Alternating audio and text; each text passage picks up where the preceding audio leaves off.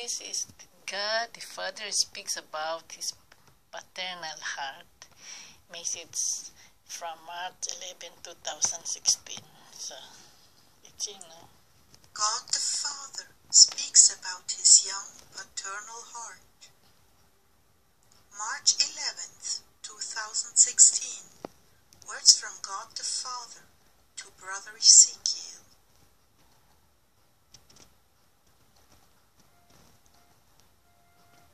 The sweet presence of our Lord Jesus be with you all, heart dwellers.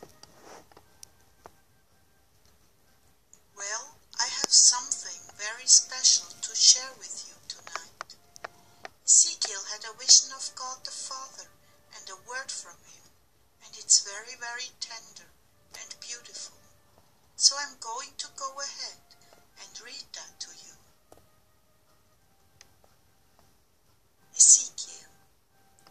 Instantly in prayer I saw God the Father, Abba Daddy, and he's holding the infant Jesus in his arms. He's just exactly the same way a new young father would hold his newborn child once the midwife has placed his tiny little swaddled gift in his arms. He had such a look of wonder and sheer amazement. You can just audibly hear him softly saying, through misty tears of joy, "Hi, I'm your daddy." And the tiny one instinctively moves his little head towards his father's chest, partly drawn by such powerful love and warmth, exuding out from the father's heart, and also just as instinctively he is looking for his first bit of nourishment at the breast. Reluctantly, the radiant young father places the child ever so gently into his mother's waiting arms. Oh, what a beautiful and tender moment the three of them share. What profound love the young couple feel in these heavenly moments for each other. Through all this time, having hoped and prayed, nurtured and cuddled, even touching and singing to the little one while he was yet in the womb. And now the month of waiting and nervous anticipation have given way to a wonderful cascade of happy tears and "I love you," spoken back and forth so deeply. So now back to the image of God himself, holding his true and lovely child for the first time in that way. God the Father began, "Now I want for you to consider a couple of things. Firstly, there was an extremely important moment that has just taken place between this new little child and his new paternal father, also with his mother as well, but for now we will consider these first moments between daddy and baby. Why?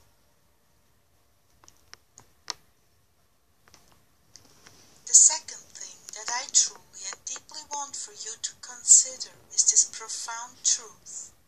Each and every time I look upon you, do you know what the very first thing is that I see?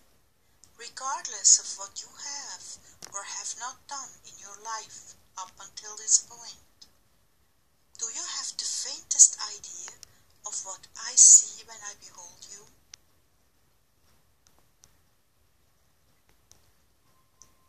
When I take that long, loving look, much as a young mother who has laid her precious little one down for her afternoon nap, and then the mother stops suddenly at the door and simply gazes back at her little treasure, admiring and adoring those tiny little fingers and tiny little toes, those delicately turned up lips and little round cheeks.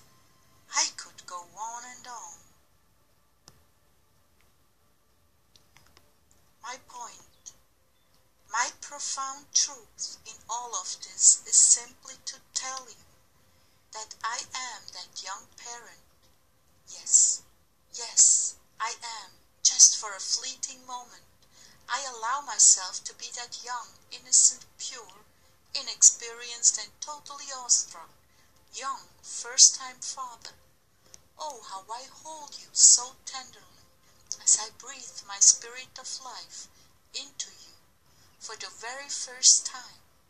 If only you could see the days and weeks and months that I hover over you, begetting you from the womb and saying, "This one is mine."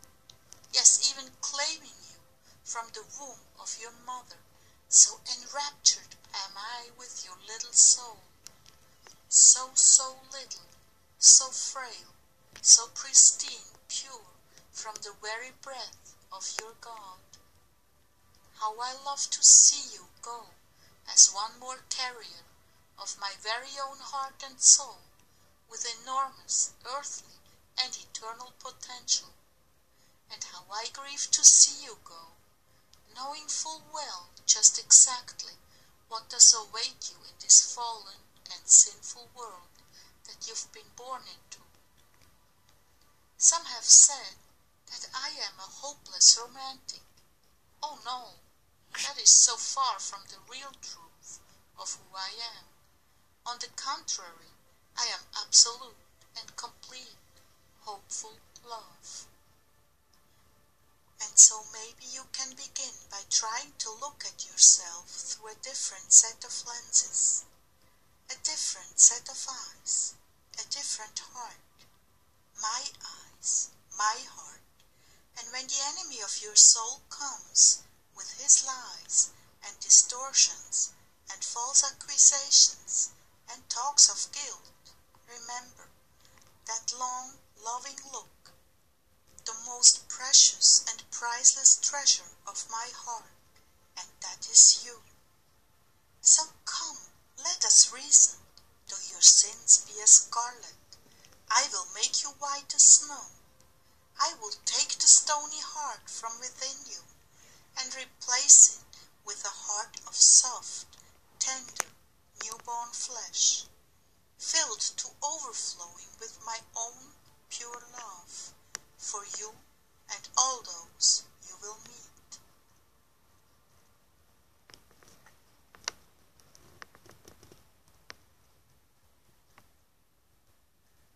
So, when I read this from the still small voice, I invite you into the Heart Dweller family of Jesus.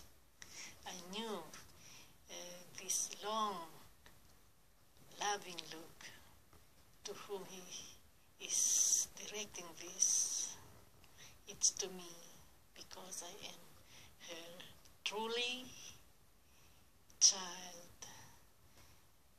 That is true, that I have, as he said, an earthly and eternal potential. He knew my DNA. He knew me as my father, and I, as his daughter, I knew that he is speaking to me in this particular message, because my soul was under attack by the enemy. I should have been there by him already, as I have mentioned in my other messages. Now I'm really looking forward that the second chance he has given me will not be a failure, because I am devoting all my love now for him and for his son, so that our unity will be realized. Has been looking with, of course, excitement, waiting for me, and it's same thing with me. I'm looking with excitement, expecting for our unity there in heaven. So, thanks for this message that was fed to me to this channel. It will remind me always that I'm very much willing to give all my all for my Lord, for I am destined to this purpose. I'm very much convinced that I'm created for this purpose, and it's a mystery indeed. After so many generations, imagine. So it is a real significant meaning for us who are concerned. It's only He in us who will really